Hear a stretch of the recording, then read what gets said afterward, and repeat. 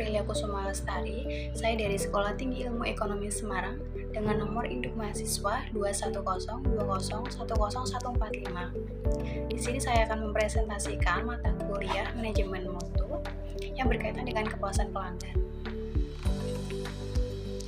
Nah, kepuasan pelanggan itu kan ada macam-macam bidangnya.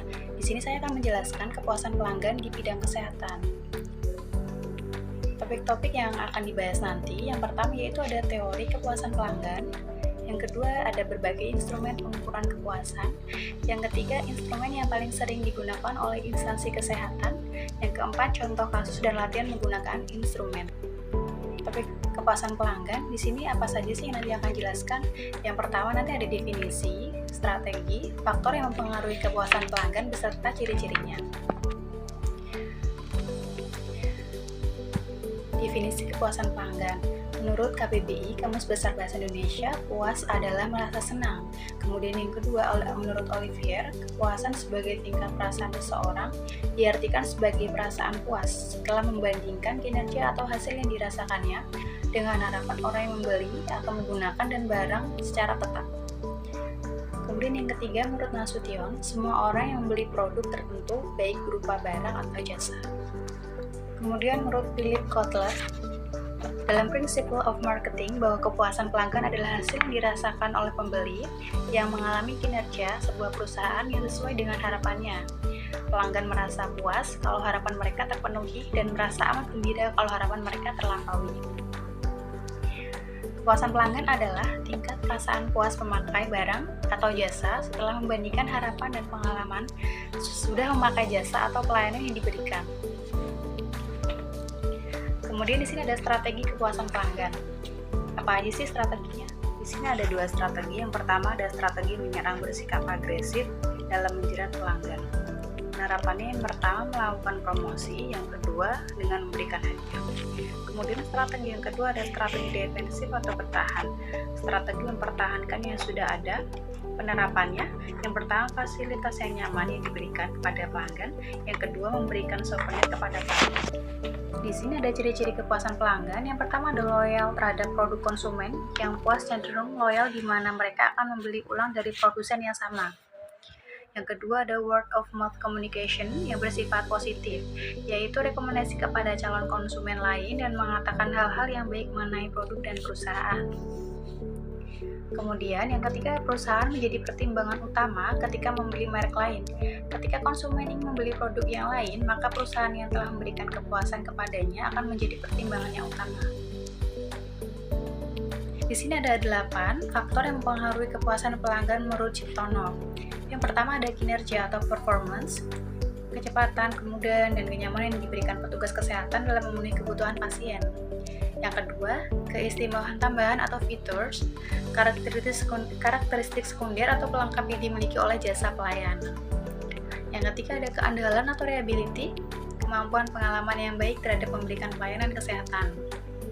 Yang keempat, kesesuaian dengan spesifikasi, sejauh mana karakteristik pelayanan memenuhi standar-standar yang telah ditetapkan sebelumnya.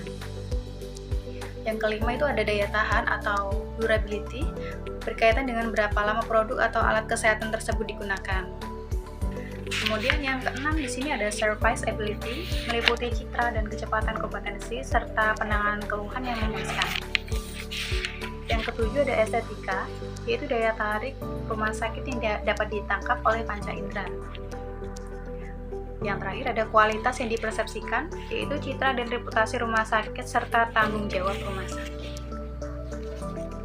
Nah, di bawah ini ada instrumen pengukuran kepuasan. Di sini ada 4, yaitu sistem keluhan dan saran, memberikan kesempatan yang luas kepada para pelanggannya untuk menyampaikan saran, pendapat, dan keluhan mereka. Di sini ada media yang bisa digunakan. Ada kotak saran, ada kartu komentar, saluran telepon khusus yang bebas pulsa. Kemudian ada Go Shopping. Di sini manajer bisa terjun langsung untuk mengetahui langsung bagaimana karyawannya berinteraksi dan memperlakukan para pelanggannya.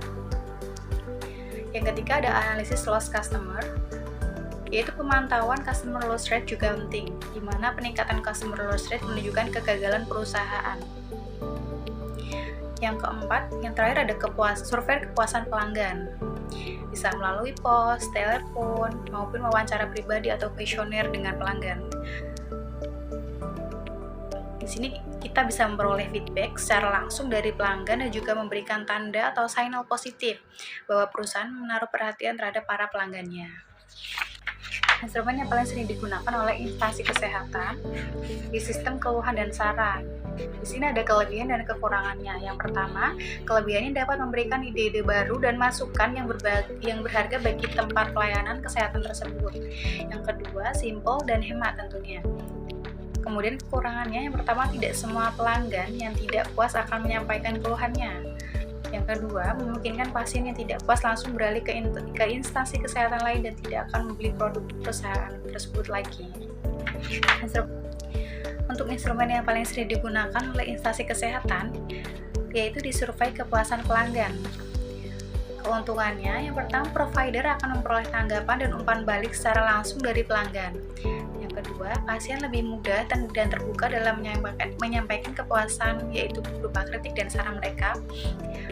Kemudian kekurangannya, yang pertama, beberapa pelanggan menolak untuk dimintai tanggapan terkait pelayanan yang telah mereka terima.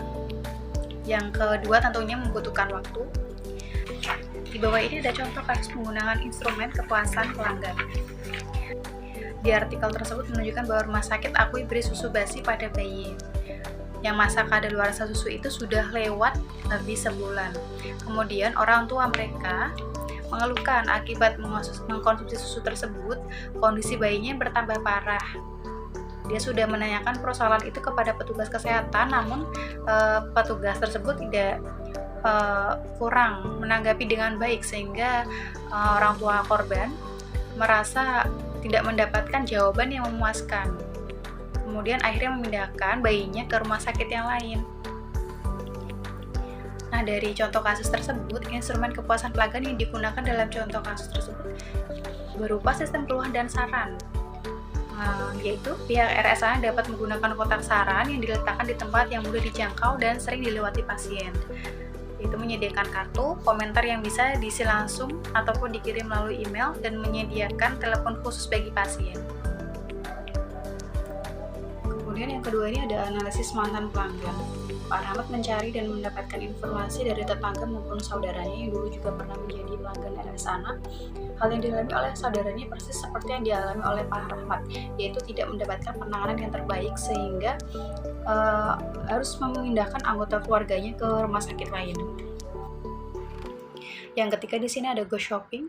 Manajer rumah sakit terjun langsung menjadi go shopper untuk mengetahui langsung alasan dibalik produksinya susu formula non-lactose free buatan.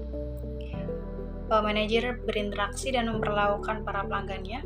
Tentunya karyawan tidak boleh tahu kalau atasannya sedang melakukan penelitian atau penilaian, misalnya dengan cara menelpon perusahaannya dan mengajukan berbagai keluhan atau pertanyaan kepada karyawan. Kemudian yang terakhir ada survei kepuasan pelanggan. Pihak Rumah Sakit ANA membagikan kuesioner kepada pasien untuk memperoleh berapa persen kepuasan pelanggan rumah sakit terhadap pelayanan yang ada. Pihak Rumah Sakit ANA juga bisa melakukan wawancara pribadi baik secara langsung maupun melalui pos dan media telepon untuk mendapatkan feedback dan apa saja yang menjadi keluhan pasien dalam pelayanan Rumah Sakit ANA.